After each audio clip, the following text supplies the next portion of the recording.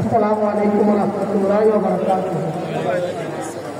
আমার পরিচয়ের মধ্যে বলা হয়েছে আমি ব্যাংকার। ব্যাংকার লোকেরা হচ্ছে নিরামিষ লোক এবং এ জাতীয় জনসভাতে বক্তব্য রাখতে আমরা অভ্যস্ত নই। আমি আপনাদের সামনে সংক্ষেপে আওয়ামী বেশিরভাগ মুক্ত বাংলাদেশের দুইটা স্লোগান নিয়ে কিছু কথা বলবো। এটা আপনারাও একটু সাড়া দিবেন আর আমি দুইটা কথা বলবো নির্ধারিত সময়ের মধ্যে। আমরা সকলেই জানি আওয়ামী বেশিরভাগ মুক্ত বাংলাদেশ গঠনে অন্যতম একটা স্লোগান ছিল উই ওয়ান্ট জাস্টিস, যে আমরা ইনসাফের বাংলাদেশ চাই, আমরা বৈষম্যহীন বাংলাদেশ চাই। এটাই তো আমাদের অন্যতম একটা স্লোগান ছিল। এই স্লোগানটা কোনো নতুন স্লোগান নয়। কোরআনে মজিদে আল্লাহ পাক বলছেন লিয়াকুমান নাসু বিল কিসত, যে আমি দুনিয়াতে সকল নবী রাসূলদেরকে প্রেরণ করেছিলাম কি জন্য? সমাজের মধ্যে ইনসাফ কায়েমের জন্য। তাহলে আমাদের যুব সমাজ, আমাদের ছাত্র সমাজ, তারা যে স্লোগানটা দিয়েছিলেন এই স্লোগানটা ছিল কোরআনের স্লোগান। এটা ছিল কিসের স্লোগান? কোরআনের স্লোগান। এখন ইনসাফের বাংলাদেশ, বৈষম্যহীন বাংলাদেশ যদি আমরা গঠন করতে চাই, এটা কি কোরআনের আইন বিধান ছাড়া মানুষের তৈরি করা আইন বিধানে হবে? কখনোই হবে। সেই জন্য আমরা আসুন, আমাদের মহান রব আমাদেরকে বলেছেন আনিবুদুল্লাহ ওয়াস্তানিবুত তাগুত, তোমরা তাগুতের পথে হেঁটো না, তোমরা একমাত্র আল্লাহর গোলামি করো। আমাদের সংসদে যতক্ষণ পর্যন্ত আল্লাহর আইন বিধানের অনুযায়ী দেশ পরিচালনার ব্যবস্থা করা না হবে ততক্ষণ পর্যন্ত আমরা কি আল্লাহর আইনের অধীন চলতে পারবো? পারবো না। সম্মানিত ভাইয়েরা, এ পথের সবচেয়ে বড়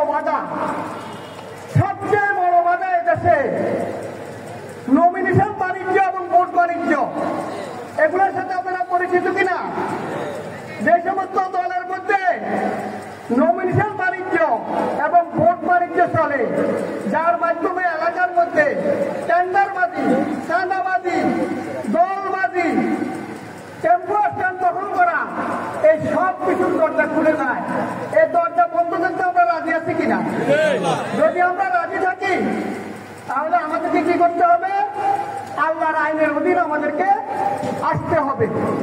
আমরা বলি এ আসমান কার? আল্লাহর। এ জমিন কার? আল্লাহর। এ আকাশ কার? আল্লাহর। এ বাতাস আল্লাহর। আল্লাহ।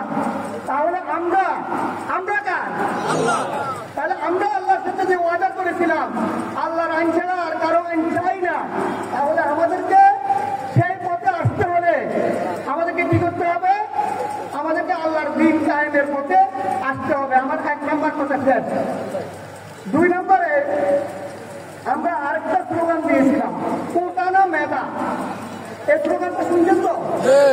কোটা না মেধা। অর্থাৎ আমরা মেধাভিত্তিক আমাদের সমাজ পরিচালিত হবে। বিভিন্ন দলের লোকেরা মেধার ভিত্তিতে দল পরিচালনা করবে, দেশ পরিচালনা করবে, সমাজ পরিচালনা করবে।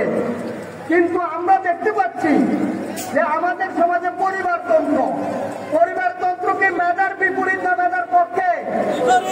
তাহলে আমাদেরকে এই সমস্ত কাজে যারা জড়িত তাদের থেকে এই জাতিকে মুক্তি দিতে হলে আমাদেরকে কি করতে হবে? আল্লাহ পাক বলছেন ওয়াআনদির আশিরাতাকাল আকরাবিন, যে তোমরা তোমাদের লোকদেরকে, আপন লোকদেরকে কি করো? আপন লোকদেরকে সাবধান করো। অক্ষের জানাহাকালিল মুমিনিন, মুমিনদের উপরে তোমরা জানা বিস্তার করে দাও। সম্মানিত ভাইয়েরা, আসুন আমার আলোচনা আমি আর দীর্ঘায়িত করবো না, নেতৃবৃন্দ আছেন।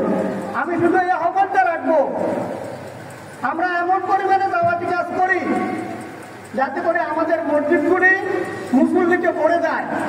আমরা মুসলমানকে হাততালা করতে হবে না।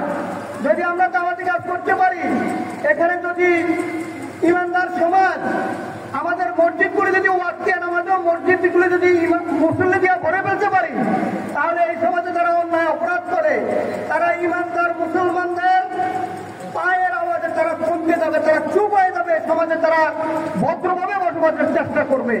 কিন্তু এতগুলো মুসলমান দিনদার ইমানদার থাকার পরেও আমাদের সমাজে কি বিচার ব্যবস্থা ভালো আছে না চাঁদাবাজি যারা আক্রান্ত?